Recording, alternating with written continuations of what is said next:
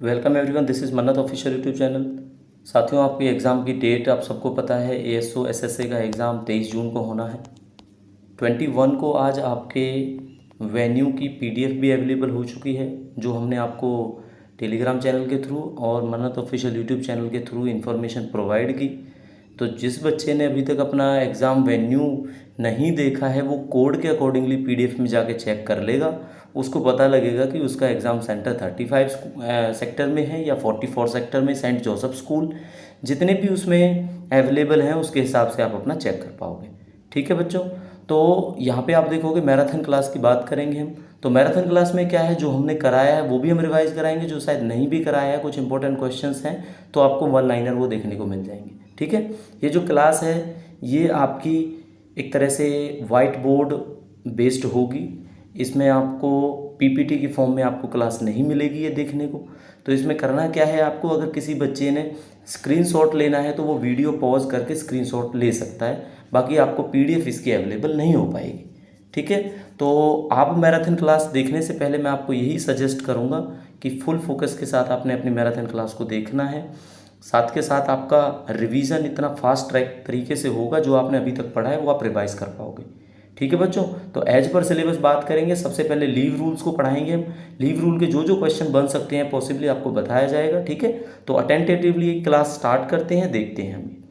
ठीक है बच्चों, चलो, तो ये आपकी मैराथन क्लास है। मैराथन क्लास में अब हम आपको सबसे पहले करवाएंगे लीव रूल्स। ठीक है, क्या कराना है आपको, लीव रूल्स कराना है। तो बच्चों लीव रूल का देखो, एक फर्स्ट क्वेश्चन देख लो आपको क्या कराऊंगा मैं। तो फर्स्ट क्वेश्चन में क्या है कि लीव को हमने पहले भी बताया ना कि लीव को एक राइट हम क्लेम नहीं कर सकते।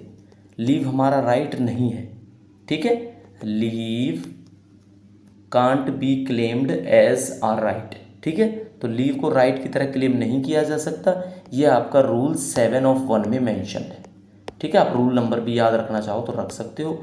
रूल 7 में, लीव रूल 7(1) में ये चीज़ मेंशन है कि आपका लीव है जो वो राइट नहीं है, आपका क्लेम आप नहीं कर सकते हो। सेकंड क्वेश्चन बच्चों एक और पढ़ाया था कि लीव को ना रिफ्यूज़, रिवोक, अब आप ये वर्ड समझना इनका क्या मतलब होता है। ये तो कर सकती है आपकी अथॉरिटी, ये मैंने डबल टिक कर दिया यहाँ पे। ठीक है, लेकिन उसको ऑल्टर नहीं कर सकती। ठीक है, ऑल्टर क्या करेंगे, नहीं कर सकते। कौन, आपकी कंपिटेंट अथॉरिटी या आपकी जो लीव सैंक्शनिंग अथॉरिटी। ठीक है, तो आपने ये चीज़ याद रखनी है। ये 7(1) में आपका लीव क्लेम नहीं होता है, और 7(2) में क्या होता है कि जो लीव सैंक्शनिंग अथॉरिटी है वो लीव को रिफ्यूज़ कर सकती है, रिवोक कर सकती है, बट ऑल्टर नहीं कर सकती। ऑल्टर का मतलब समझते हो ना आप, चेंज नहीं कर सकती। ये नहीं बोल सकते आपको कि लीव का ड्यूरेशन चेंज कर लो अगर आप चाहो तो, या फिर ये भी नहीं बोल सकते आपको कि कैजुअल लीव नहीं, यहाँ पे आप अर्नड लीव अवेल करो, यहाँ पे अर्नड लीव नहीं, आप मेडिकल लीव अवेल करो। ठीक है, तो ऐसा नहीं हो सकता। ये चीज़ें हम आपको पहले भी बता चुके हैं। ठीक है, तो दो ये क्वेश्चन है। अगर आपको समझ में आ रहा है तो आप स्क्रीनशॉट ले सकते हैं, नहीं तो आप वीडियो को अच्छे से देखो, आपका रिवीजन फास्ट ट्रैक तरीके से हो जाएगा। ठीक है बच्चों, दो हो गए। अब हम यहाँ पे आपका थर्ड बात करेंगे। थर्ड क्वेश्चन में क्या समझाना है कि जो आपके लास्ट के 10 ईयर्स होते हैं ना, लास्ट 10 ईयर्स, इसमें क्या हो सकता है, इसमें आपके लीव को कोई मना ही नहीं करेगा। ठीक है, लीव को क्या करते हैं, मना नहीं कर सकते। मना, और ये मैंने कर दिया नहीं। ठीक है, तो लीव को मना नहीं कर सकते लास्ट के 10 ईयर की सर्विस में। रीज़न क्या है बच्चों, पढ़ा होगा तो आपने अच्छे से हमारी लीव की क्लास में। रीज़न ये होता है कि एक्यूमुलेशन ऑफ लीव्स है ना, उसको कम करने का ये तरीका होता है। एक्यूमुलेशन क्या, टोटल आपको पता है ना 300 जो लीव्स होती हैं, तो 300 से अगर प्लस में जो चलती रहेंगी इनकी, उनको ख़त्म करने का एक तरीका भी होता है ये। तो लास्ट के 10 ईयर्स में आपको लीव के लिए मना नहीं किया जाता, ये चीज़ आपने समझ के रखनी है। ठीक है बच्चों,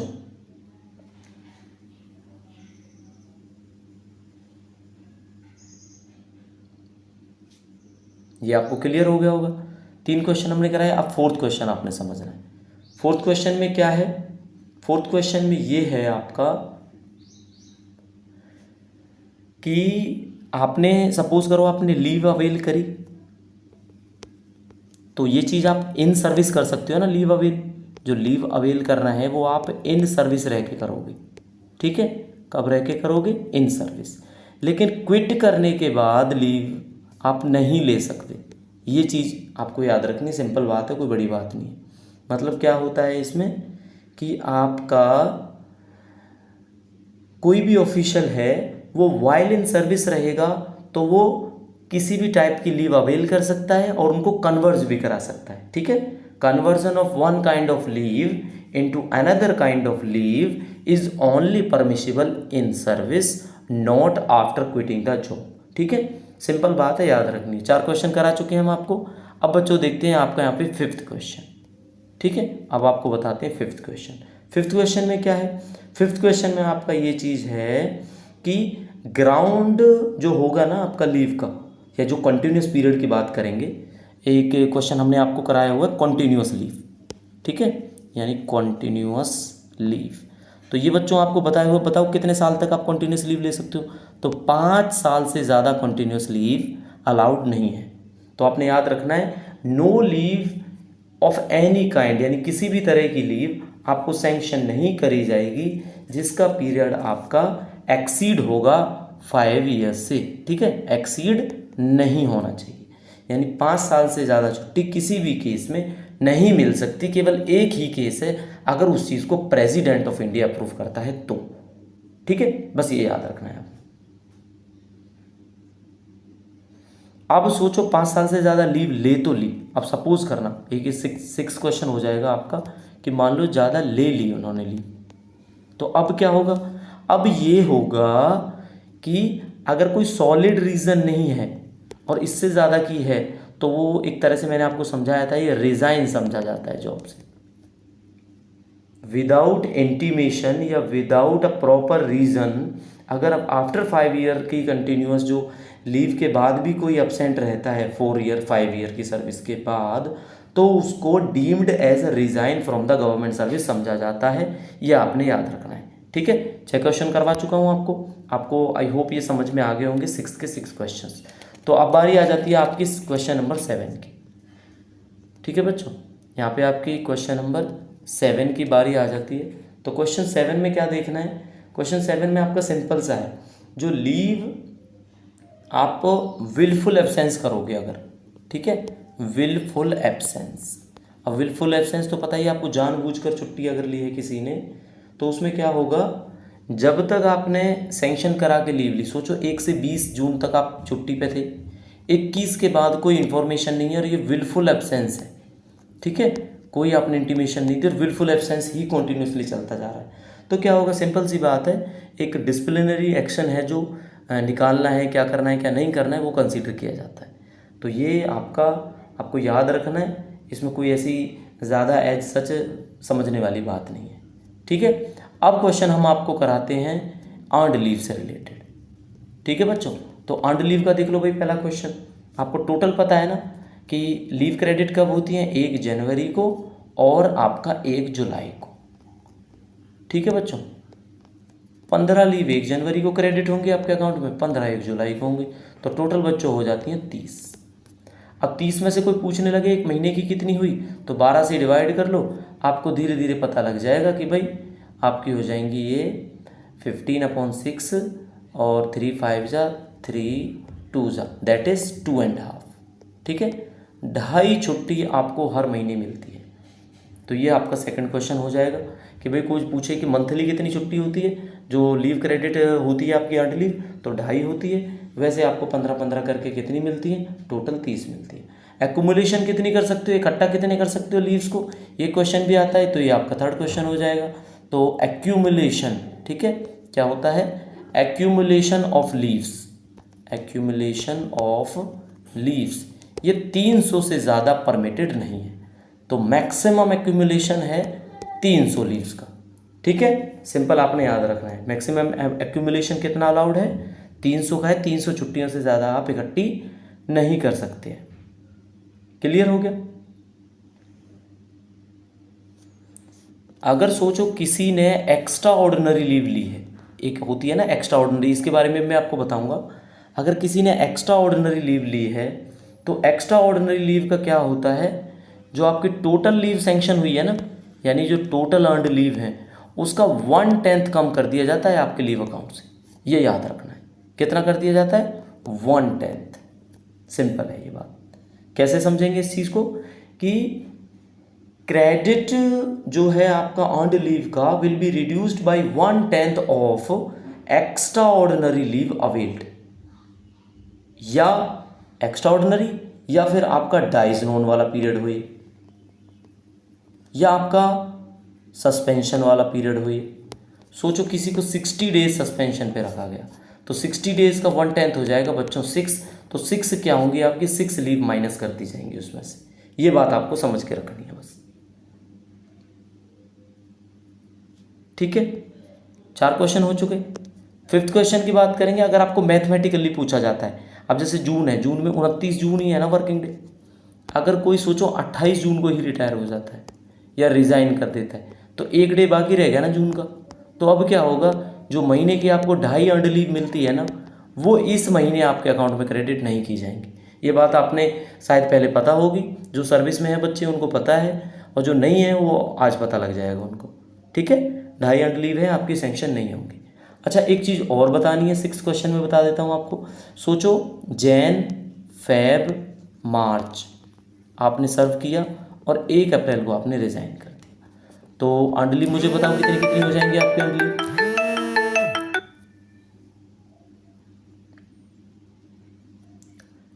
जैन, फेब, मार्च आपने जॉब करके 1 अप्रैल को अगर आपने रिज़ाइन कर दिया, तो जो 3 महीने की क्रेडिट है वो 3 महीने की कितनी हो जाएंगी भाई? तो आप सबको पता है, 2.5 से लगा के कितनी हो जाएंगी? 7.5 छुट्टी हो जाएंगी।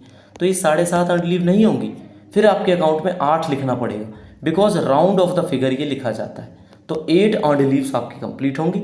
ये चीज़ आपने याद रखनी है इसमें बच्चों, ठीक है। अगर कोई ऐसा सोच लो, कोई भी मैथमेटिकल क्वेश्चन ऐसा आपके सामने आ जाता है, आपको बताया जाएगा कि भाई ये गवर्नमेंट एम्प्लॉय की 290 अर्न्ड लीव है, ठीक है, 1 जनवरी 2024 को, और ये मार्च में रिटायर होना है, लास्ट मार्च को, या फिर 2 मार्च को, सॉरी आप मान के चलो 22 मार्च को इन्होंने रिटायर होना है, तो मार्च वाली अर्न्ड लीव नहीं मिलेंगी इनको, ये याद रखना है आपने।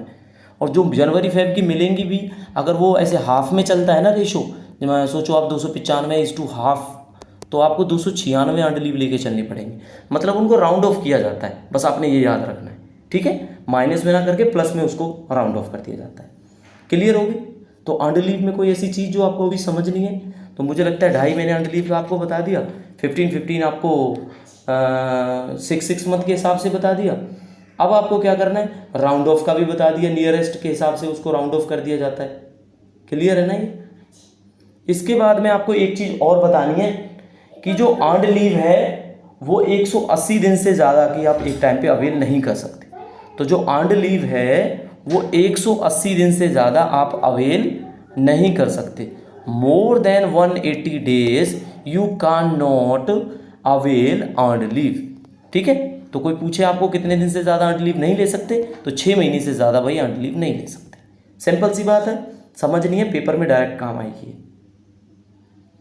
क्लियर हो गया? तो आपकी बात करेंगे, अब बच्चों आपकी बात करेंगे HPL की, ठीक है। तो ये क्या होती है आपकी फुल फॉर्म आपको बता देता हूँ। हाफ पे लीव होती है, आप सबको पता है। जैसे अर्न्ड लीव 30 मिलती है ना, ऐसे ये 20 मिलती हैं ईयर के अंदर, ठीक है। कैलेंडर ईयर की बात करेंगे पूरे साल में, तो ये भी 2 तरह से क्रेडिट होती हैं, 10-10 करके, ठीक है। यानी फर्स्ट जो हाफ कैलेंडर ईयर है आपका, यानी हाफ 6 मंथ्स है, उसमें आपको 10 मिल जाएगी, और नेक्स्ट हाफ में आपको 10 मिल जाएंगी। क्लियर है ना ये बात? यानी 1 जनवरी को ये आपकी 10 क्रेडिट हो जाती हैं, और 1 जुलाई को ये भी 10 क्रेडिट हो जाती है। लेकिन ये हाफ पे लीव होती है, आपको याद रखना है। अगर आपसे एक क्वेश्चन और बनेगा इसमें कि अगर ये सोचो 20 है, तो कैलेंडर ईयर के हिसाब से तो 12 मंथ की हो जाएंगी आपकी, तो 1 महीने की कितनी होगी? तो बच्चों 1 महीने की होगी ये 5/3। आपने बस ये रखना है, ये लगभग 1.6, यानी 1.5 छुट्टी के आसपास आपको महीने की मिल जाती है। क्या? HPL। और HPL का एक और याद रखना है, जो आपका हाफ पे लीव है, वो हाफ पे लीव को अगर कोई ऐसा पीरियड रहता है जिसमें आप सस्पेंड रहते हो, डाइज नोन में रहते हो, जैसे मैंने पिछले वाले केस में बताया था अर्न्ड लीव के में, तो उस केस में क्या होगा? उस केस में डाइज नोन के केस में या सस्पेंशन के केस में, यहाँ पे लिख देता हूँ मैं आपको, सस्पेंशन या डाइज नोन, ठीक है। बात चल रही है आपकी HPL की। तो टोटल 1/18 जो आपका सस्पेंशन पीरियड है, वो आपका रिड्यूस कर दिया जाता है HPL में से। क्लियर, आपको समझ आया? सोचो आप 36 डेज सस्पेंशन पे हैं गवर्नमेंट एम्प्लॉय, तो 1/18 कितना हो जाएगा उसका? 2 डेज हो जाएगा। यानी आपके 2 HPL हैं, जो HPLs हैं वो आपके 2 डेज के हिसाब से आपकी HPL को माइनस कर दिया जाएगा। आपको बस इतना याद रखना है, ठीक है। चलो एक बीच में एक थोड़ी सी दूसरी बात करेंगे आपके इन्फॉर्मेशन के लिए। टोटल देखो ASO और SSA, आप वीडियो चेक करना, टोटल फॉर्म्स हमने बताए आपको। RTI में रिप्लाई नहीं मिला था जो किसी एप्लीकेंट में हमें भेजी, तो एज पर सोर्स जो निटर में जॉब करते हैं या जैसे भी जिस सोर्स के हिसाब से इन्फॉर्मेशन मिली, तो टोटल ये फॉर्म्स 8000 की बात की गई थी। तो 8000 में एक ये भी चीज़ क्लियर होगी आज आपको देखने के बाद अपने वेन्यू रोल नंबर के हिसाब से, कि वही बच्चे जिन्होंने ASO का फॉर्म भरा है उन्होंने SSA का फॉर्म भरा है। मतलब कहने को मैं तो यही कहूँगा, ये ऐसे भी नहीं हो सकता, इसको आप ये मान के चलो कि 4000 बच्चे आपके ASO में हैं और 4000 बच्चे वही सेम बच्चे आपके SSA के अंदर आते हैं, तो इसीलिए ये 8000 है। हो सकता है वीडियो में बोलने में ऐसे लगा हो कि 8000 ASO के हैं और भाई 8 से 10,000 ही SSA के हैं, ठीक है। तो वो चीज़ थोड़ी सी समझने में है। बाकी आपके लिए पॉजिटिव न्यूज़ यही है कि इन 8000 में से दोनों पोस्टों के बच्चे हैं, और बच्चे लगभग वही हैं जिन्होंने SSA का फॉर्म भरा है, उन्होंने ही ASO का फॉर्म भरा है। तो टोटल 4-4 हज़ार के आसपास आप एप्लीकेशन मान लोगे। फिर भी हम ये नहीं कहेंगे कंपटीशन कम हुआ है, पोस्टें बड़ी कम हैं, तो प्रिपरेशन आप करते रहो। बाकी इन्फॉर्मेशन जो भी है आपको टाइम टू टाइम मिलती रहेगी। तो कंटिन्यू करते हैं। हम अभी HPL आपको बता रहे थे, तो HPL के पॉइंट्स हमने आपको बताए। अगर सस्पेंशन के पीरियड में होता है तो 1/18 कम कर दिया जाता है उस पीरियड का, और अगर यही केस अर्नड लीव की बात करें तो 1/10 कम होता है बच्चों उस पीरियड का। 2 बातें हैं, आपको समझ में आ गई होंगी जो हमने अभी तक आपको समझानी चाहिए। अब कोई पूछे कि मेडिकल के साथ में HPL ले सकते हैं क्या? ठीक है, यानी जो आपकी हाफ पे लीव है वो ऑब्वियसली ले सकते हैं मेडिकल के साथ में। तो मेडिकल के साथ में क्या, सोचो आपका 2 डेज का मेडिकल है, तो 2 डेज में कितने हाफ डेज हो जाएंगे? 4 हाफ डेज हो जाएंगे ना। तो बच्चों आपकी अगर 20 अर्नड लीव 20 HPL है ना, तो उसमें से 4 माइनस करके 16 आपका बैलेंस बचेगा। तो ये आपने याद रखनी है, ये आप शायद आपको पता होगा, नहीं पता है तो अभी आपको पता लग गया होगा इस चीज़ के बारे में। ये आपकी जो HPL है, ठीक है। राउंड ऑफ का फ्रैक्शन वही चलेगा। राउंड ऑफ का फ्रैक्शन आपको बताया था ना मैंने, अगर मान लो कोई चीज़ 4.2 निकल के आती है तो ये राउंड ऑफ चलता है भाई, ये 3 कर रहे हैं 5, नेक्स्ट नियरेस्ट कर लेना उसको, ठीक है, नियरेस्ट के केस में हो जाता है वो। तो अब हम बात करेंगे आपकी EOL के बारे में, एक्स्ट्रा ऑर्डिनरी लीव। तो एक्स्ट्रा ऑर्डिनरी लीव का ना एक बड़ा सटीक सा क्वेश्चन आता है कि कब मिलती है। मैं यहाँ पे लिख देता हूँ कब, ये EOL कब मिलती है। तो एक्स्ट्रा ऑर्डिनरी लीव एक तो बच्चों जब मिलती है जब कोई लीव एडमिसिबल ना हो, नॉट एनी लीव एडमिसिबल, यानी आपके पास सोचो कोई और लीव ले नहीं सकते आप, या ये मान के चलो है नहीं आपके पास, तो आप EOL ले सकते हो। दूसरा केस क्या होता है बच्चों, दूसरा आपका ये होता है कि लीव तो एडमिसिबल हैं आपके पास EL भी हैं, CL भी हैं, HPL भी हैं, लेकिन आप अथॉरिटी को ना लिख के दोगे कि मुझे तो लेनी ही EOL है, तब आपको EOL मिलेगी। तो पेपर में अगर पूछा जाता है EOL leave is granted to a government servant in the following cases, तो 2 ऑप्शन आपको देखने को मिलेंगे, when no leave is admissible, second लिखा जाएगा when leave is admissible but government servant applies in return for extraordinary leave for that period. तो आपको क्या होगा, एक्स्ट्रा ऑर्डिनरी लीव मिल जाएगी।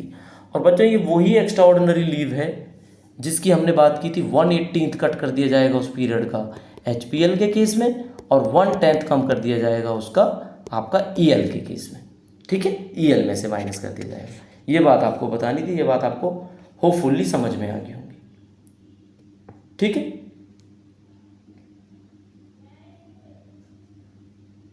EOL जो होती है आपकी ग्रांट की जाती है, इसमें क्या होता है आपको विदाउट लीव होती है, ठीक है, इसीलिए इनको एक्स्ट्रा ऑर्डिनरी लीव।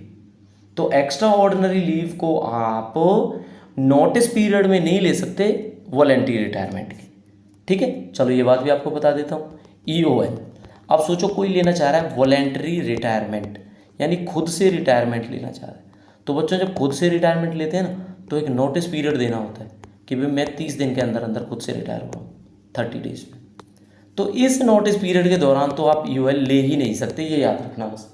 तो EOL can't be availed during the notice period for voluntary retirement. ठीक है, जो नोटिस पीरियड में आपने वॉलेंट्री रिटायरमेंट लेनी है उस पीरियड में आपका काम नहीं आएगा, ये हमने आपको बता दिया। क्लियर हो गया आपको, ये बात समझ में आ गई होगी।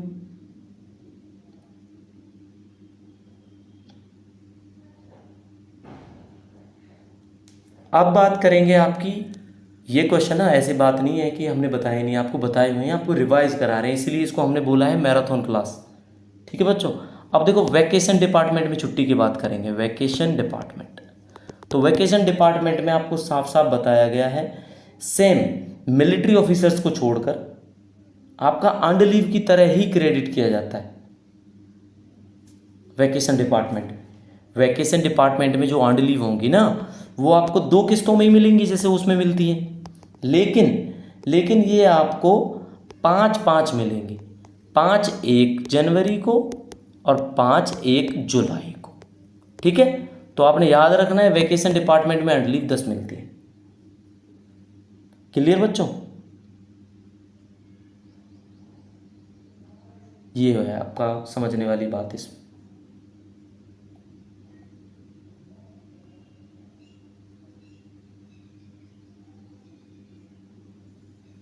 ईयर का मतलब समझ रहे हो ना, जब भी हम साल की बात करें ना तो आपको हमेशा साल का मतलब कैलेंडर ईयर समझना है। पेपर में अगर आपसे पूछा भी जाए ना कि भाई in case of earned leave या कोई अर्नड लीव के केस में ईयर का क्या मतलब होता है, तो ईयर का मतलब कैलेंडर ईयर होता है। याद रखना, फाइनेंशियल ईयर नहीं होता बच्चों, कैलेंडर ईयर। कैलेंडर ईयर कब से होगा? 1 जनवरी से शुरू होगा, 31 दिसंबर को ख़त्म हो जाएगा, ये होता है आपका कैलेंडर ईयर। ठीक है, अच्छा बड़ा सवाल, आप जवाब दे पाओगे या नहीं दे पाओगे। HPL वैकेशन डिपार्टमेंट के एम्प्लॉयज़ को, वैकेशन डिपार्टमेंट के एम्प्लॉयज़ को मिलती हैं या नहीं मिलती हैं, आपने ये बताना है, मिलती हैं या नहीं मिलती हैं। तो आंसर होगा नहीं मिलती हैं, यानी एम्प्लॉयज़ जो सर्विंग है वैकेशन डिपार्टमेंट में are not entitled to half pay leave, उनको हाफ पे लीव नहीं मिलती है, आपको ये याद रखना है।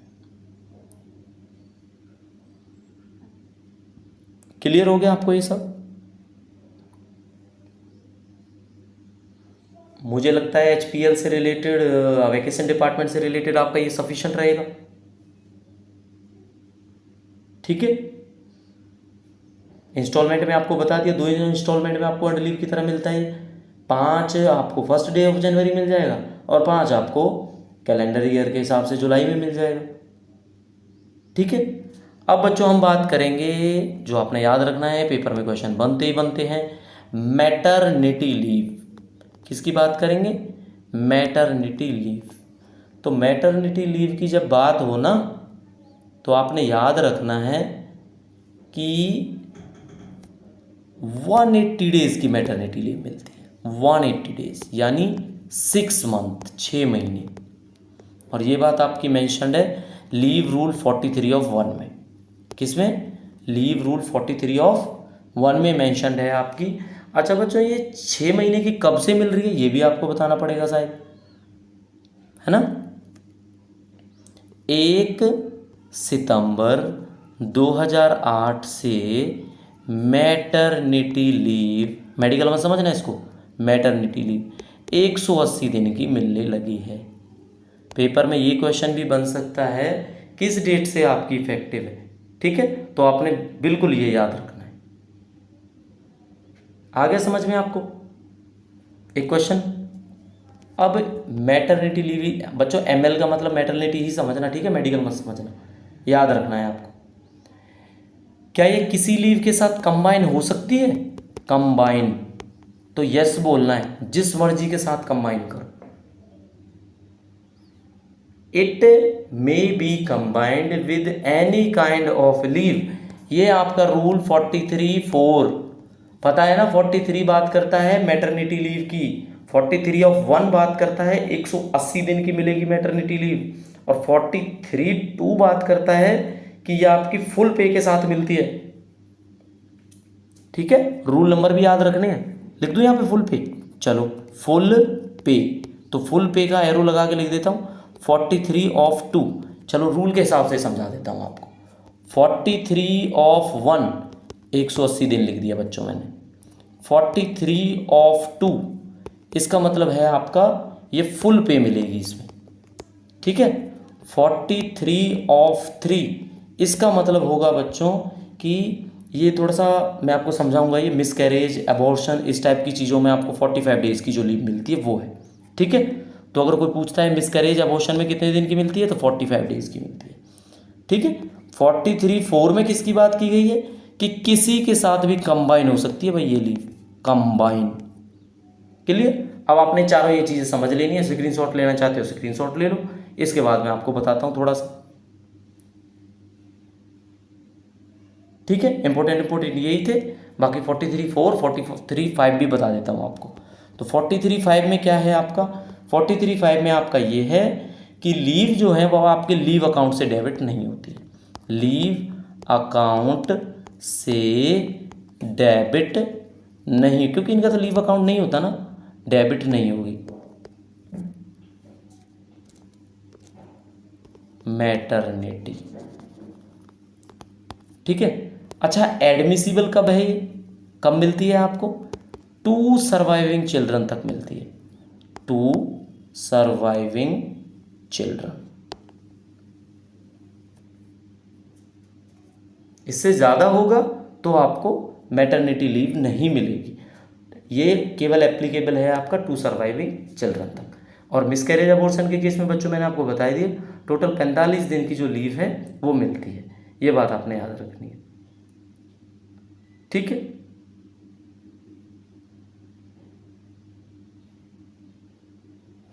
ये बात आपको क्लियर होगी। तो मैटरनिटी लीव के बारे में जो बताया आपको समझ में आ गया होगा। अब इसमें से ही आप बात कर लें आपके फंडामेंटल रूल की मैटरनिटी लीव में, क्योंकि हमें ना जो सिलेबस में आप देखना लीव्स का यही बोला गया है कि भैया फंडामेंटल रूल के हिसाब से पढ़ के चलना उन्हें। तो फंडामेंटल रूल नंबर 26B क्या बोलता है, फंडामेंटल रूल 26B बोलता है कि आपकी जो मैटरनिटी के दौरान आपकी 180 दिन की छुट्टी है ना, जो वो सर्विस काउंट होती है उनकी, मतलब वो काउंट की जाती है। तो किसके लिए काउंट हो जाएंगी, वो एक तरह से इंक्रीमेंट के लिए भी काउंट हो जाएगी। तो आप इसको ऐसे ही याद रख लेना कि सर्विस में काउंट किया जाता है, सर्विस में काउंट किया जाएगा तो इंक्रीमेंट मिल जाएगा। तो ये हो जाएगा आपका फंडामेंटल रूल नंबर 26, ठीक है, याद रखना इस बात को। अब जब सर्विस के लिए काउंट है तो क्या पेंशन के लिए भी काउंट है, ऑब्वियसली पेंशन के लिए भी काउंट है, तो इसमें भी ऐसे लिख सकते हैं, ठीक है। सिंपल आपने याद रखना है। तो इस ड्यूरेशन में फुल सैलरी मिलती है, 180 दिन की छुट्टी मिलती है, किसी भी लीव के साथ कंबाइन आप कर सकते हो, 2 सर्वाइविंग चाइल्ड तक आपको मैटरनिटी लीव मिलती है। मैटरनिटी लीव के फंडामेंटल रूल 26B में बताया जाता है कि इसको count as service for increment किया जाता है, ठीक है। CCS पेंशन रूल, अब पेंशन रूल में रूल नंबर आपने पढ़ा होगा ना, पेंशन में ना एक रूल नंबर है, पेंशन 21 रूल में एक बात बताई गई है कि भाई मैटरनिटी लीव में जो है आपकी सर्विस, उसको पेंशन के लिए भी काउंट किया जाता है ना। तो अब आपने यहाँ से पेंशन के रूल्स को भी समझने में आपको हेल्प मिली होगी इसके बारे में, ठीक है। अब इसके बाद बात करेंगे हम आपकी पैटर्निटी लीव की। तो बच्चों बात कर लेते हैं पैटर्निटी लीव की, जो आपको अभी बताई हमने कि हम पैटर्निटी लीव के बारे में बात करेंगे, ठीक है। तो अब आपको पता लग गया मैटरनिटी लीव किस में था, 43 में था, ठीक है, याद रखना रूल नंबर 43 में आपका मैटरनिटी लीव आता है। अब बात करेंगे हम पैटर्निटी लीव की। तो पैटर्निटी लीव कौन से रूल में आता है, किसी को आइडिया है पैटर्निटी लीव के बारे में?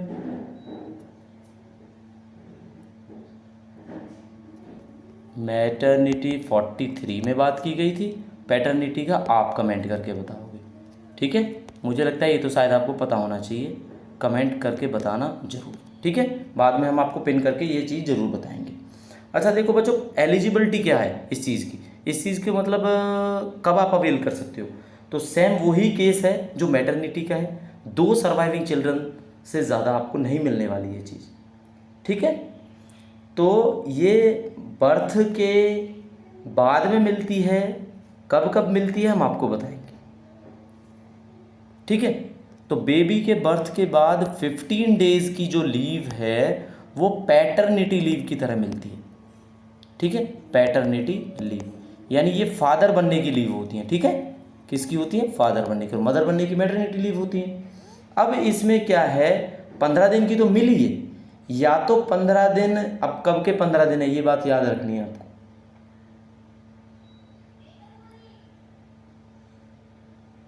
डेट ऑफ डिलीवरी के बाद 6 महीने के अंदर अंदर आपने ये लेनी होती है 15 दिन की, ठीक है। और अगर अडॉप्शन का केस है, अडॉप्ट कर रहे हैं बच्चे को, गोद लेते हैं, तो भी गोद लेने के 6 मंथ के बाद तक, एक्जैक्ट 6 मंथ तक आप अवेल कर सकते हो। तो यानी date of adoption of child या date of delivery of child, तो डिलीवरी से लेके 6 महीने के अंदर अंदर अवेल करनी होती है। तो अगर 6 महीने में बच्चों आपने ये लीव नहीं ली, जो भी पैटर्निटी लीव के लिए गवर्नमेंट सर्वेंट एप्लीकेबल है, तो ये लैप्स हो जाती है। बस आपको ये समझना है, लीव सैलरी मिलती है नहीं मिलती है। अब कोई पूछेगा लीव तो ये है, लेकिन लीव के टाइम पे सैलरी मिलती है नहीं मिलती है, तो एग्जैक्टली आपको फुल सैलरी मिलती है। एक क्वेश्चन आपको ये याद रखना है लीव सैलरी पैटर्निटी के केस में। दूसरे केस में क्या याद रखना है आपने, कि ये आपके कोई लीव अकाउंट से डेबिट नहीं होती, क्योंकि इनका कोई लीव अकाउंट ही नहीं होता। क्लियर है ना। क्या इनको रिफ्यूज़ किया जा सकता है, रिफ्यूज़ पूछा जाता है ये क्वेश्चन, स्टेटमेंट में भी हो सकते हैं, तो इसको रिफ्यूज़ नहीं कर सकते, ठीक है, नॉर्मली।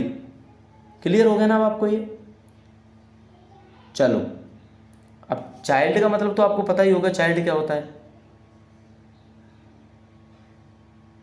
तो आपको कौन कौन सी चीज़ें याद रखनी है, एक बार रिवाइज करा देता हूँ स्क्रीन के साथ। ये पैटर्निटी लीव, PL समझेंगे, ठीक है।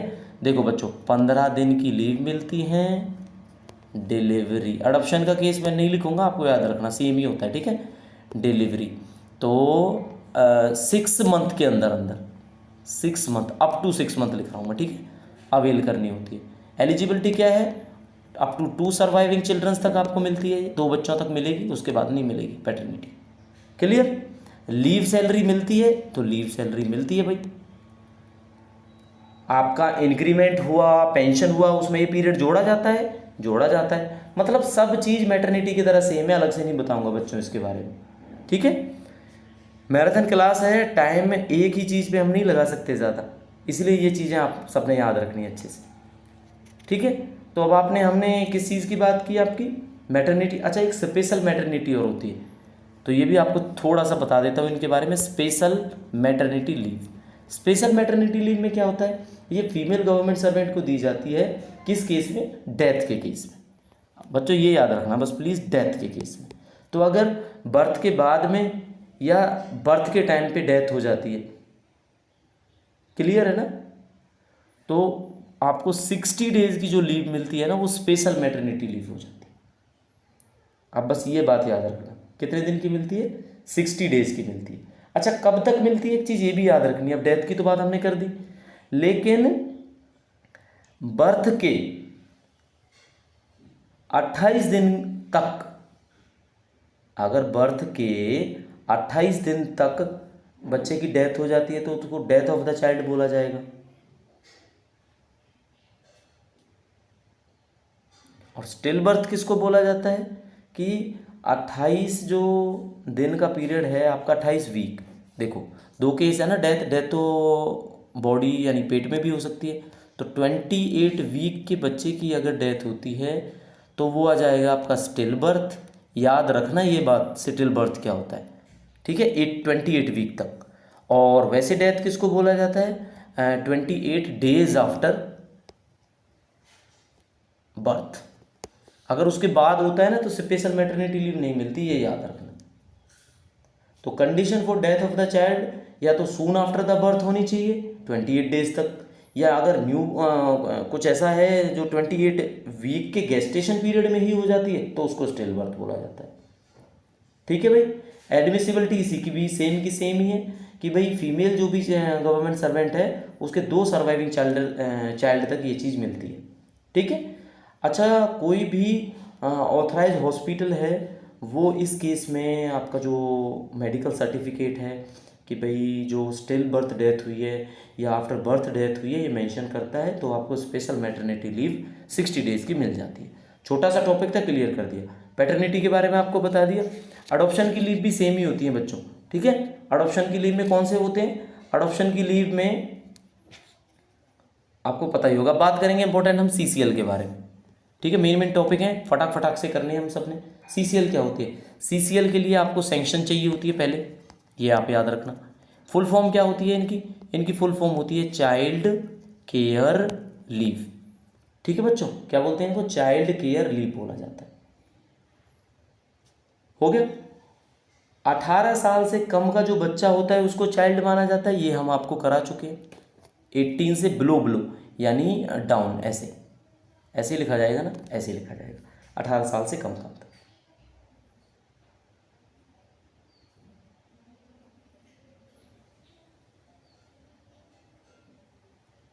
क्लियर हो गया ना आपको? ये एक बार में कितनी सीसीएल मिल सकती है? तो 5 दिन की आपको मिनिमम सीसीएल अवेल करनी पड़ेगी। पहले ये पीरियड ना 15 दिन का होता था बच्चों, 15 दिन का। आपने ये भी याद रखना है, पहले 15 दिन का होना था, फिर बाद में कितना हो गया? 5 डेज हो गया। अब 5 डे की मिनिमम लेनी होती है। होती कितनी है टोटल छुट्टियाँ? 365 प्लस 365, 2 साल की मिलती है ना, यानी 730। तो टोटल ये 730। तो सीसीएल के आपने सारे पॉइंट्स याद रखने हैं, दोबारा से समझा देते हैं। सीसीएल बच्चों कितना है? 730 दिन की सीसीएल मिलती है। क्लियर होगा ये पॉइंट? दूसरा पॉइंट क्या है? क्या एलटीसी के दौरान भी ले सकते हैं क्या हम? एलटीसी के दौरान सीसीएल, मान लो आप लीव ट्रैवल कंसेशन ले रहे हो तो उस टाइम भी सीसीएल मिल जाएगी? तो मिल जाएगी भाई, क्यों नहीं मिलेगी। मिनिमम कितनी छुट्टी लेनी होती है सीसीएल में?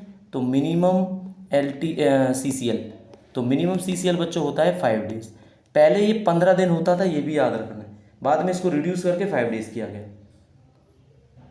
ठीक है। तो क्या लीव सैलरी मिलती है? अब सैलरी का केस आपको समझना है बस। सैलरी के केस में क्या होगा? इसमें जो आपका 100% तो मिलेगी पहले 365 दिन, तो लिख दूं पहले साल, यानी फर्स्ट जो ईयर होगा उसमें तो आपको सैलरी मिल जाएगी 100%। और जो दूसरा साल होगा ना आपका, जो इसके बाद वाला साल होगा, यानी नेक्स्ट जो ईयर होगा, उस नेक्स्ट ईयर में आपको केवल 80% मिलती है सैलरी। बस ये चीज़ इसमें याद रखनी है, नहीं तो आप फंस जाओगे, ठीक है। डिफेंस में कोई सिविलियन फीमेल एम्प्लॉय भी काम करती है तो उसके लिए भी सीसीएल एप्लीकेबल होती हैं। सीसीएल ऑल्सो एप्लीकेबल होती हैं आपका सिविलियन फीमेल इंडस्ट्रियल एम्प्लॉय, जो आपका civilian female industrial employees of defence establishment है। ये बात आपकी 1 सितंबर 2008 से मानी जाती है, ये बात आपको याद रखनी है, ठीक है। अच्छा, जब सीसीएल लेते हो तो क्या स्टेशन लीव भी ले सकते हो? स्टेशन छोड़ सकते हो आप? बिल्कुल छोड़ सकते हैं। तो सीसीएल में be permitted to leave the station but prior approval. आप बस यही याद रखना है कि अप्रूवल लेना जरूरी है। क्या फॉरेन ट्रेवल पे भी जा सकते हो? तो फॉरेन ट्रेवल पे भी जा सकते हैं, बट उसके लिए क्या है? उसके लिए भी एडवांस में आपको एनओसी लेनी होती है, मतलब इंटीमेट करना होता है। क्लियर हो गया ना आपको ये सब? अच्छा, सीसीएल को किसके साथ में कंबाइन किया जा सकता है? तो सीसीएल को किसी भी लीव के साथ में कंबाइन किया जा सकता है। तो सीसीएल की अगर कंबाइन की बात करेंगे ना, तो किसी भी तरह की लीव के साथ में, एनी काइंड,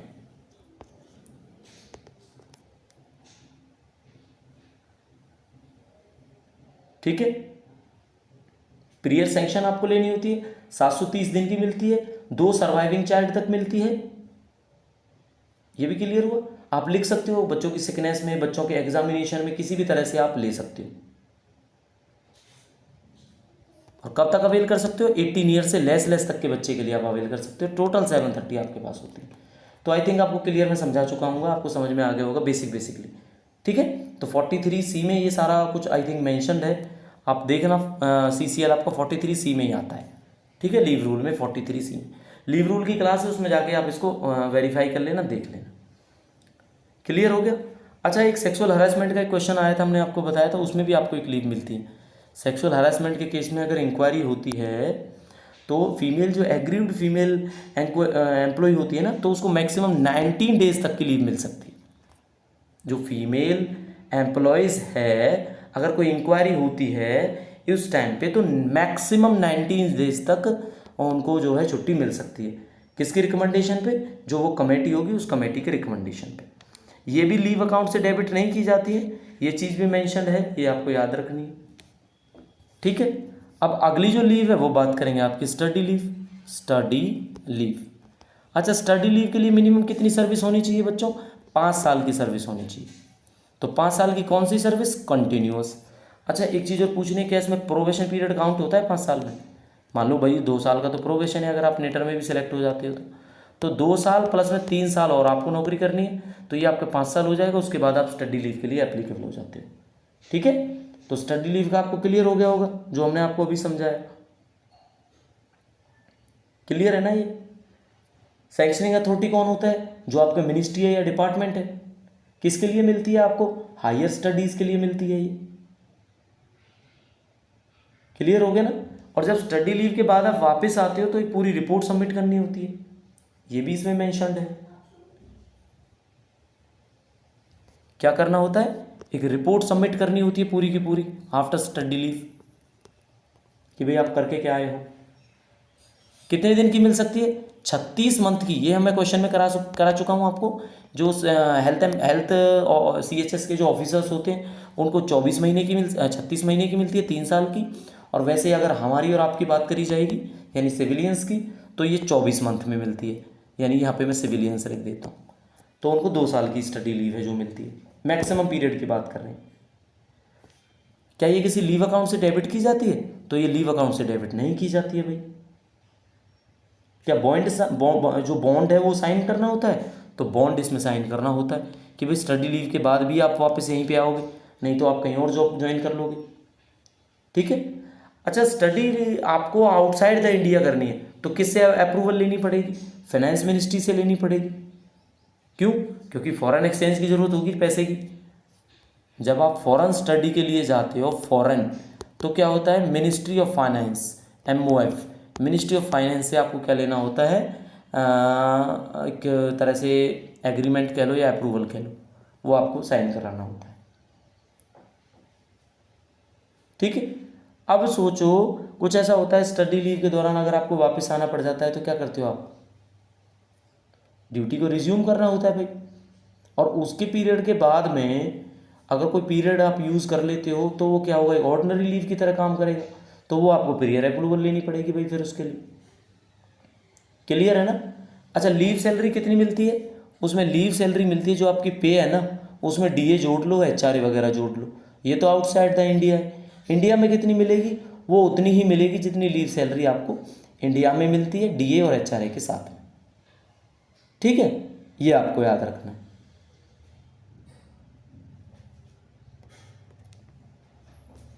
अच्छा कोई सोचो, एक क्वेश्चन और पूछना था। कोई स्टाइपेंड पे है यानी अप्रेंटिस कर रहा है कोई, और वो पैटर्निटी अगर अवेल करना चाहे तो क्या उन्हें मिलेंगी? तो ऑब्वियसली उनको मिलेंगी। तो पैटर्निटी लीव ऐसी है जो आपकी अप्रेंटिस के टाइम पे भी दी जाती है। ठीक है, तो आई थिंक आपको समझ में आ गया होगा बेसिकली जो हमने आपको बताया स्टडी लीव के बारे में।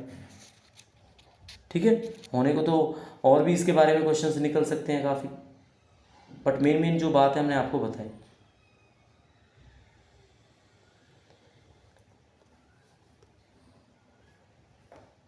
CL की बात करें कैजुअल लीव की, तो कैजुअल लीव का क्या होता है भाई?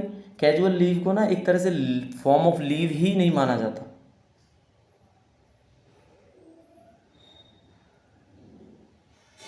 क्लियर समझ में आया ना आपको? कैजुअल लीव को आप स्पेशल कैजुअल लीव या वेकेशन के साथ में कंबाइंड कर सकते हो, बट अर्नड लीव के साथ में आप इसको नहीं जोड़ सकते। मतलब कैजुअल लीव को कुल मिला के आप स्पेशल कैजुअल लीव के साथ जोड़ सकते हो या किसी वेकेशन के साथ जोड़ सकते हो, बाकी किसी और लीव के साथ आप इसको नहीं जोड़ सकते। ये बात याद रखना बस आप। EL के साथ तो जुड़ेगी ही नहीं, ये तो क्वेश्चन भी था, हमने आपको बताया था। क्या कैजुअल लीव को ज्वाइनिंग टाइम के साथ में जोड़ा जा सकता है? तो अगर कोई पूछे भाई ज्वाइनिंग टाइम के साथ में जोड़ा जाएगा क्या? ज्वाइनिंग टाइम, तो कैजुअल लीव ज्वाइनिंग टाइम के साथ भी नहीं जोड़ी जाती। संडे और कोई हॉलीडे अगर कैजुअल लीव के बीच में होता है तो क्या वो काउंट किए जाते हैं? नहीं किए जाते, छुट्टी मिलती है आपको। अगर अर्नड लीव के बीच में सोचो कोई छुट्टी आ जाती है, गवर्नमेंट छुट्टी, तो वो काउंट की जाती है? बिल्कुल की जाती है। क्या कैजुअल लीव को हाफ भी लिया जा सकता है? बिल्कुल लिया जा सकता है, यानी हाफ डे, फोरनून आफ्टरनून करके आप इसको अवेल कर सकते हो सीएल को। लेकिन अर्नड लीव के केस में ऐसा नहीं होता है। क्या एलटीसी लिया जा सकता है कैजुअल लीव के टाइम पे? बिल्कुल लिया जा सकता है, ठीक है। और ये आपको कैलेंडर ईयर के हिसाब से मिलती है। समझ में आया? कितनी होती हैं आपकी कैजुअल लीव? 8 आपकी कैजुअल लीव होती हैं, 2 आपकी होती हैं साथियों रेस्ट्रिक्टेड हॉलीडे, जो आरएच बोलते हैं, ठीक है। 8 कैजुअल लीव होती है, 2 आपकी आरएच मिलती है, तो टोटल 10 डेज का हो जाता है एक तरह से, अगर आप टोटल काउंट करोगे तो, ठीक है। तो ये चीज़ हमने आपको बताई कैजुअल लीव के बारे में। अब लीव का कौन सा टॉपिक आपका है जो शायद कराना चाहिए हमें? तो देखो, आपको हमने अर्नड लीव के बारे में कराया, कैजुअल लीव के बारे में कराया, special casual leave, maternity, paternity, ठीक है, ये लीव हमने आपको कराई थी। इसके बाद में स्पेशल कैजुअल लीव का आपको पता ही। अब जैसे एक चीज़ अभी याद रखना, शायद इलेक्शन की वजह से ना पूछा जाए, इलेक्शन के टाइम पे वोट कास्ट करने के लिए, कास्टिंग वोट, तो आपको special casual leave, special CL मिल जाती है। किस दिन की? सेम डे, उसी दिन की मिलेगी भाई, ये याद रखना बस। इलेक्शन के टाइम पे कौन सा इलेक्शन, कोई बाईपोल इलेक्शन हो, लोकसभा का इलेक्शन हो, राज्यसभा का इलेक्शन हो, ठीक है, किसी भी तरह का कोई इलेक्शन होता है तो आपको casual leave on that day meal जाती है आपकी होम कंस्टिट्यूएंसी के लिए, ठीक है बच्चों। अब कैजुअल लीव सबके लिए मैंने आपको बता दी। अब डिफरेंटली जो एबल्ड है यानी फिजिकली हैंडीकैप है, उनके लिए सीएल कितनी होती है? उनको 4 सीएल एक्स्ट्रा दी जाती है, बस ये याद रखना, ठीक है। तो एडिशनल कैजुअल लीव 4 दिन की उनको अलग से दी जाती है, वो होती एक तरह से स्पेशल ही है, इनको तो स्पेशल कैजुअल लीव है, बट वो कैजुअल लीव का ही पार्ट हो जाती है, ठीक है। तो स्पेशल कैजुअल लीव 10 उनको मिलती हैं, 10 से ज़्यादा नहीं हो सकती ना कैलेंडर ईयर में, जो उनको सेमिनार्स या कोई ट्रेनिंग या वर्कशॉप जो उनकी डिसेबिलिटी से रिलेटेड हो उसके लिए मिल जाती हैं 10, तो भाई उन्हें एक्स्ट्रा, मतलब उनकी कैजुअल लीव ज़्यादा होती है। क्लियर हुआ ना, आपको समझ आया ना। और 4 डेज की जो है उनको एडिशनल कैजुअल लीव मिल जाती हैं, ये बात आपको याद रखनी है, ठीक है। मतलब 8 और 2 जो ये तो हैं ही, उसके साथ में 4 एक्स्ट्रा और मिलेंगी, और 10 उस केस में मिल सकती हैं उनको, अगर उनको बाहर कोई कॉन्फ्रेंस सेमिनार अगर ज्वाइन करना है तो, पूरे साल के अंदर अंदर, ठीक है। 10 से ज़्यादा नहीं मिलती। तो ये आपको क्लियर हो गया होगा। अगर कोई ब्लड डोनेट करता है तो उसको सेम डे की कैजुअल लीव मिलती है, समझ में आया ना। रिपब्लिक डे की परेड या रिहर्सल कोई होती है, सेंट जॉन एम्बुलेंस की मेंबर अगर आप हो ब्रिगेड के, तो भी आपको स्पेशल कैजुअल लीव मिल जाती है। तो ये स्पेशल कैजुअल लीव के 2-4 पॉइंट हैं जो इंपॉर्टेंट है, मैंने आपको बता दिए, ठीक है। तो लीव्स का हम ओबियसली करा चुके हैं, अब एलटीसी के बारे में बात करेंगे। एलटीसी के बच्चों हमने कोई क्लास भी नहीं लगाई है, फुल फॉर्म आपको बताई थी बस खाली एलटीसी के बारे में कि ये क्या होता है, लीव ट्रैवल कंसेशन, ठीक है, ये होता है आपका। एलिजिबिलिटी क्या होगी आपकी भाई, 1 साल की कंटिन्यूस सर्विस होनी चाहिए आपको अगर एलटीसी लेना है तो। 1 ईयर ऑफ कंटिन्यूस सर्विस आपकी हो जानी चाहिए डेट ऑफ जर्नी तक। जो आपकी डेट ऑफ जर्नी है ना, मान लो आपको 15 अगस्त को जाना है, तो 15 अगस्त तक आपका 1 साल कंप्लीट हो जाना चाहिए, तो आप एलिजिबल हो जाते हो। क्लियर है ना ये बात? ये बस आपको यही बात याद रखनी है। अच्छा बच्चों, आपको एक चीज़ और याद रखनी है एलटीसी के बारे में, ठीक है। काफ़ी सारे पॉइंट्स हैं, हम सारे के सारे क्लियर करेंगे। आपको पता है एक तो लीव इनकैशमेंट मिलता है ना आपको, क्या मिलता है? Leave encashment. कितने दिन का मिलता है? 10 दिन का मिलता है। तो आप ये पहले ले सकते हो, ठीक है, प्रियर अप्रूवल के साथ में आपको 10 दिन का लीव इनकैशमेंट मिल जाता है, ठीक है। इसके बारे में बात करेंगे। लेकिन अब एलटीसी में क्या होता है, फैमिली मेम्बर्स भी साथ में जाने होते हैं। तो फैमिली मेम्बर्स में फैमिली क्या वर्ड हुआ, तो बहुत बड़ा क्वेश्चन स्टेटमेंट वाइज पूछा जाता है ना, तो कंफ्यूज कर देता है आपको कि फैमिली में कौन कौन ऐड होगा, कौन कौन नहीं होगा, ठीक है। तो देखो भाई, गवर्नमेंट सर्वेंट जो होगा ना, तो एक तो उसकी वाइफ, अगर वो फीमेल है तो उनके हस्बैंड, क्लियर हुआ ना।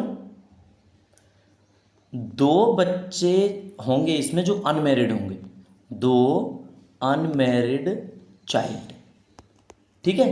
अब चाइल्ड चिल्ड्रन भी हो सकते हैं, स्टेप चिल्ड्रन भी हो सकते हैं, ठीक है। बस ये याद रखना है आपने, चिल्ड्रन भी हो सकते हैं और स्टेप चिल्ड्रन भी हो सकते हैं। जो अब ये डिपेंडेंट होने चाहिए, आपको पता है डिपेंडेंट केस ही जाता है। तो एक तो हो गया गवर्नमेंट एम्प्लॉय की वाइफ, अगर मेल के केस में बात करें तो 2 अनमैरिड चाइल्ड या स्टेप चाइल्ड, ठीक है, ये आपने याद रखना। वो जा सकते हैं एलटीसी में साथ में, यानी फैमिली में अगर काउंट होंगे तो, ठीक है। वो गवर्नमेंट एम्प्लॉय के साथ में रह रहे हो या नहीं रह रहे हो, ये भी आपको याद रखना है। ये मत सोचना बट वो फैमिली में काउंट किए जाएंगे, ठीक है। फैमिली में और कौन कौन चीज़ काउंट की जाती है? मैरिड डॉटर है, मैरिड डॉटर है या विडोड डॉटर है, जो गवर्नमेंट एम्प्लॉय के साथ में रह रही है और गवर्नमेंट एम्प्लॉय की डिपेंडेंट है, ठीक है। आपने ये चीज़ याद रखनी है। मैरिड कौन सी? मैरिड। अब बच्चों बताऊंगा आपको मैरिड कौन सी है। तो मैरिड वो जो डाइवोर्स्ड है, ठीक है, डाइवोर्स्ड है या विडोड है। वैसे तो अनमैरिड चाइल्ड की बात की थी इसमें, लेकिन मैरिड फीमेल के केस में हो सकता है कि वो बेटी हो गवर्नमेंट एम्प्लॉय की, मैरिड हो, डाइवोर्सी हो या विडोड, ठीक है, या तो डाइवोर्सी हो या विडोड हो। विडोड को समझते हो ना, विधवा जो होती है उनको बोला जाता है, ठीक है। लेकिन वो गवर्नमेंट एम्प्लॉय के साथ में रहने चाहिए, ऐसा लिखा गया है। ये क्लियर हो गया। पेरेंट्स भी होते हैं भाई फैमिली मेंबर। पेरेंट्स में कौन? मदर फादर उस गवर्नमेंट एम्प्लॉय के, ऑब्वियसली क्लियर सी बात है। अब इसमें स्टेप फादर स्टेप मदर होता है नहीं होता? बिल्कुल होता है। अगर किसी के मदर फादर नहीं है, स्टेप मदर या स्टेप फादर है, तो वो भी चलेंगे। क्लियर? कंडीशन यही है, साथ में रह रहे हो या नहीं रह रहे हो, बट डिपेंडेंट होने चाहिए। अनमैरिड ब्रदर भी है ना किसी का, डाइवोर्स्ड, छोड़ा हुआ कोई अनमैरिड माइनर ब्रदर, उसको भी फैमिली में काउंट किया जाता है। बस कंडीशन यही होती है कि वो डिपेंडेंट होना चाहिए,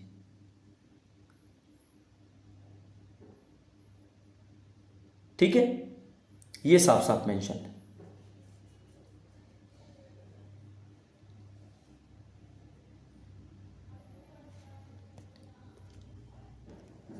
तो कुछ और पॉइंट्स हैं जो आपको एलटीसी के बारे में बताने हैं। और कौन कौन से पॉइंट होते हैं? एलटीसी को ना आप सीएल के टाइम पे भी अवेल कर सकते हो, स्पेशल सीएल के टाइम पे भी अवेल कर सकते हो, वीकेंड में नहीं ले सकते बस आप।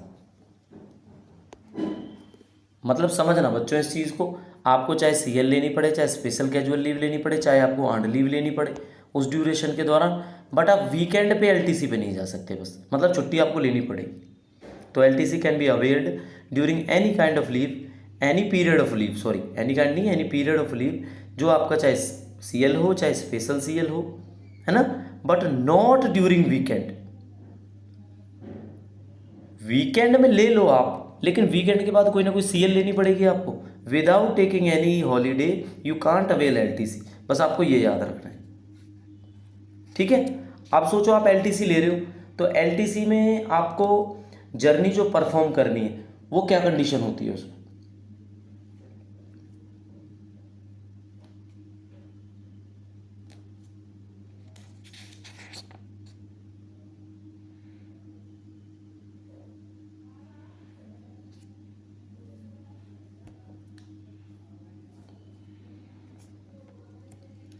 अच्छा, एलटीसी के बारे में अभी आपको और क्या बताना होता है?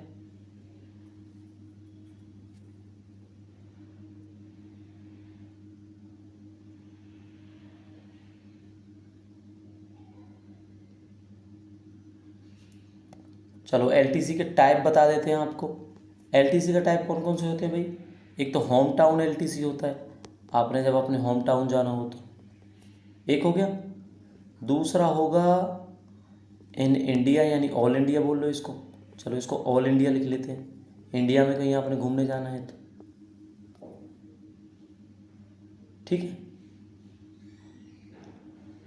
और एक होगा फ्रेश रिक्रूटी को। अब ये वाला समझना जरूरी है कि फ्रेश रिक्रूटी को कब मिले। फ्रेश रिक्रूटी को अलाउड होता है ट्रैवल करना होम टाउन फैमिली के साथ में 3 occasion in a block of 4 years. समझ में आया?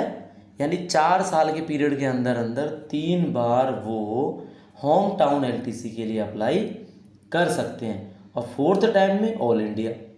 मतलब पहले 4 साल में 3 तो वो होम टाउन ले सकते हैं, और 4th ईयर में वो अपना ऑल इंडिया ले सकते हैं। ठीक है, ये फ्रेश रिक्रूटी के केस में आपको समझा रहा हूँ मैं कि पहले 3 साल तक तो आप 3 होम टाउन ले सकते हो, 4th ईयर जैसे ही आएगा उसमें आप ऑल इंडिया एलटीसी ले सकते हैं।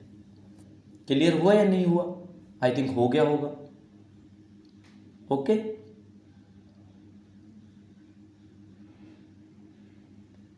अच्छा, एलटीसी का कैरी ओवर अलाउड होता है क्या फ्रेश रिक्रूटीज़ को? तो फ्रेश रिक्रूटीज़ जिनके होम टाउन और जहाँ पे जॉब कर रहे हैं अगर वो सेम हो तो वो एलटीसी ले सकते हैं क्या होम टाउन? नहीं ले सकते। सोचो आप जॉब कर रहे हो चंडीगढ़ में, चंडीगढ़ के ही आप लोकल हो, तो क्या होम टाउन एलटीसी आप ले सकते हो? होम टाउन एलटीसी आप नहीं ले सकते। ठीक है, तो चंडीगढ़ से आप मान लो हिसार के हो तो आपको क्या है, होम टाउन अलाउड है। ये लिख दिया मैंने होम टाउन, ये HLTC लिख देते हैं इसको। ठीक है, तो ये अलाउड है। लेकिन अगर चंडीगढ़ से चंडीगढ़ ही आप ले रहे हो होम टाउन तो आपको एलटीसी नहीं होगा अलाउड। बस इतना याद रखना है। ठीक है,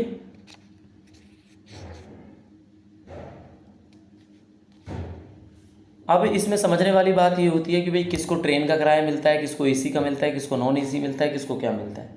ठीक है, अगर देखो एयर रेल आप जा रहे हो किसी से भी तो ये फैसिलिटी लेवल 9 से स्टार्ट होती है। किससे स्टार्ट होती है? लेवल 9 से, अगर आपने एयर से ट्रैवल करना है तो।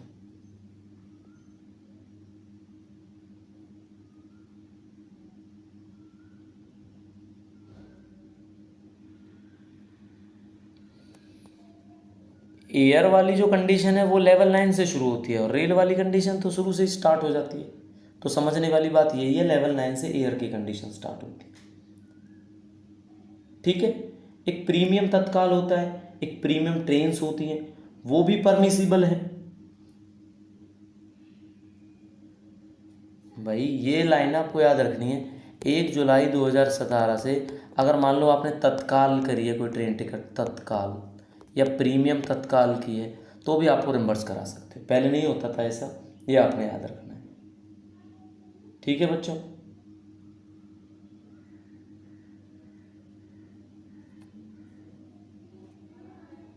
क्वेश्चन देखो बहुत सारे बन सकते हैं इसमें से, लेकिन जो अभी माइंड में आ रहे हैं, जो जो मैं आपको समझा सकता हूँ वो मैं अभी आपको बता रहा हूँ। ठीक है, एलटीसी का अपने आप में बहुत बड़ा चैप्टर होता है। लीव इनकेसमेंट आपको पता है 10 दिन का मिल जाता है। एलटीसी में फैमिली की डेफिनेशन आपको हमने बता दी है। लीव ट्रैवल कंसेशन इसकी फुल फॉर्म होती है। क्लासेस भी होती हैं इसकी, एयर रेल, और ये कोई भी एम्प्लॉई है ना, मिनिमम से मिनिमम एम्प्लॉइज़ को 3rd AC मिल जाता है। यानी अगर MTS भी आप ज्वाइन करते हो निटर में, या आप क्लर्क ज्वाइन करते हो, या आप SSC ज्वाइन करते हो, तो आपको 3rd AC अलाउड है। 3rd AC में आप जा सकते हो। फिर वैसे वैसे वो चीज़ें चेंज हो जाती हैं, किसको 1st AC अलाउड है, किसको एयर का अलाउड है, ठीक है, किसको जर्नी बाई ट्रेन अलाउड है, ये सारी चीज़ें। एक बुकिंग का क्वेश्चन जरूर आता है। बुकिंग जो टिकट की है, चलो बता देता हूँ। बुकिंग किससे करानी चाहिए? बुकिंग ऑफ टिकट्स देखो, या तो IRCTC, सारे बच्चे यही काम करते हैं अगर वो ट्रैवल करते हैं तो, या तो IRCTC से बुक कराओ, या ऑथराइज ट्रैवल है कौन से हैं, अशोक ट्रैवल्स। पेपर में ना क्वेश्चन बनते हैं ये डायरेक्ट। या फिर आपका होता है Balmer and Lawrie, Balmer and Lawrie, LAWRIE। या तो बालमेर एंड लॉरी कंपनी से कराओ आप, या अशोक ट्रैवल से कराओ टूर से, या IRCTC से कराओ। ठीक है, तो 3 ही ऑथराइज एजेंसीज हैं जिनके थ्रू आप करा सकते हो। याद रखना, वही पेपर में पूछा जाता है बच्चों, 3 ऑथराइज एजेंसी कौन सी हैं जिनसे आप तो करा सकते हो ये सारी चीज़। ठीक है, क्लियर हो गया?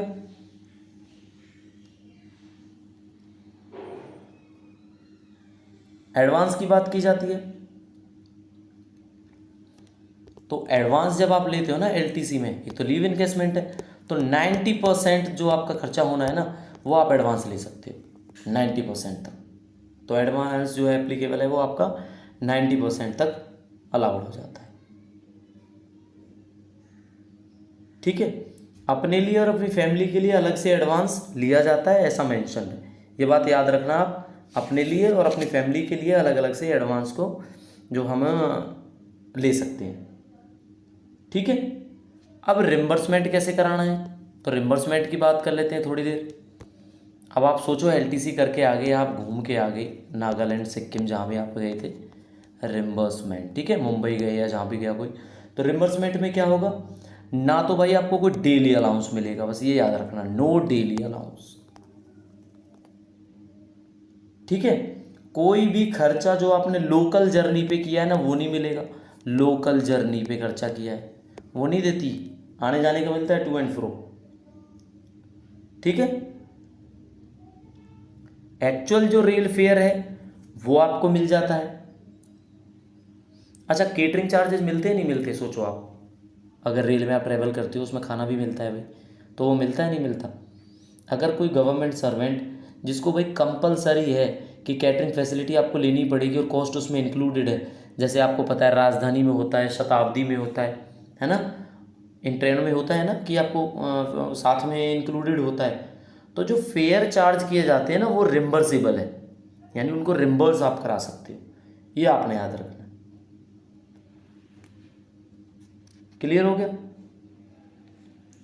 अब बात करेंगे आपके मिसयूज़ की। क्या कोई मिसयूज़ भी कर सकता है एलटीसी का? बिल्कुल कर सकता है। अगर पता लगा मिसयूज़ हुआ है एलटीसी का तो क्या होगा, डिसिप्लिनरी एक्शन लगेगा। जो क्लेम उन्होंने किया है उसको रोक लिया जाएगा, जैसे मान लो पैसे रिम्बर्स करा रहे हो उसको रोक लिया जाएगा, एलटीसी की फैसिलिटी हो उसको रोक लिया जाएगा। ठीक है, अब सोचो आप पे प्रोसीडिंग्स चलाई हुई हैं, प्रोसीडिंग्स के बाद क्लियर होता है कि हाँ आपने किया है मिसयूज एलटीसी का, तो क्या होगा भाई, उसको विदहोल्ड कर लिया जाएगा, एलटीसी फैसिलिटीज़ को नॉट अलाउड कर दिया जाएगा नेक्स्ट टाइम के लिए, अगर गिल्टी पाए जाती हो तो, है ना।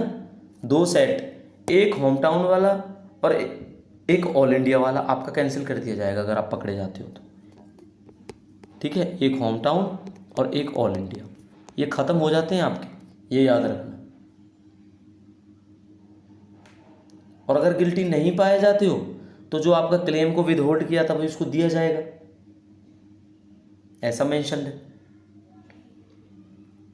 इनकैशमेंट ऑफ लीव का मैंने बताया ना आपको कि 10 डेज की लीव इनकैशमेंट आपको मिल जाती है। ठीक है, तो 10 डेज की लीव इनकैशमेंट के लिए एक चीज़ और है बच्चों, जरूरी, बहुत ज़्यादा इंपॉर्टेंट है, अभी याद आया मेरे, एलटीसी में बात करेंगे।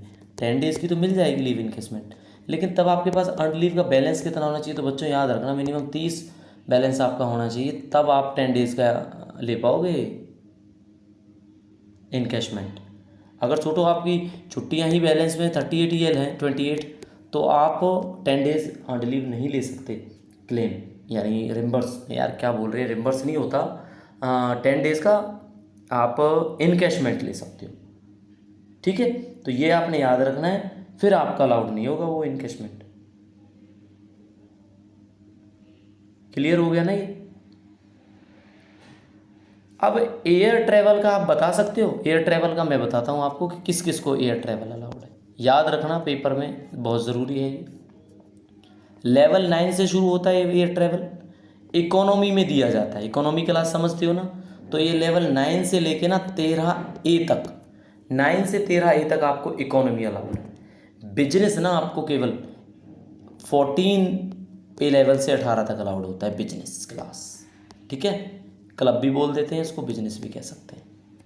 ठीक है, तो इकोनॉमी का बच्चों याद रखना, पे लेवल 9 से लेके 13A तक, 14 से लेके 18 तक बिजनेस का आपको मिलता है। क्लियर हो गया।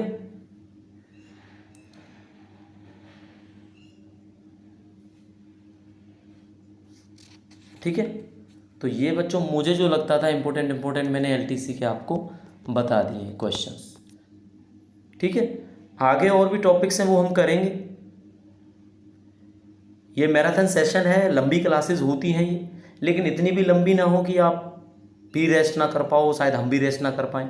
तो नेक्स्ट क्लास आपको बहुत जल्दी मिलेगी, क्योंकि एग्ज़ाम के आपके केवल हमारे पास, केवल मैं कहूँगा कि 1 या 1.5 डेज़ बचा है हमारे पास, ठीक है, 1 या 1.5 डेज़ है। उसके बाद ना मेरी मैराथन क्लास का कोई फ़ायदा होगा ना आपके पढ़ने का फ़ायदा होगा, ठीक है बच्चों।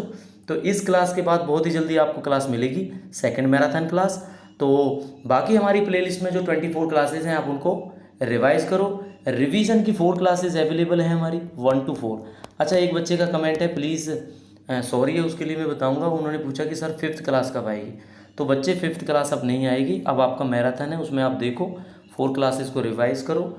अगर टाइम लगा तो कंप्यूटर की एक अलग से मैराथन हम बनाएंगे, नहीं तो पहले हम ये जितने भी CCS रूल से रिलेटेड हैं इनको ही कराने की कोशिश करेंगे, ठीक है। तो मुझे लगता है मैराथन क्लास आपके बहुत ज़्यादा काम आएंगी बच्चों। अगर ये सेशन अच्छा लगा हो तो हमारे ये अनब्रेकेबल या कहेंगे नॉन स्टॉपेबल एफर्ट्स के लिए आप प्लीज़ लाइक का बटन प्रेस करना, और फर्स्ट टाइम जो व्यूअर है हमारे चैनल का वो चैनल को सब्सक्राइब करें।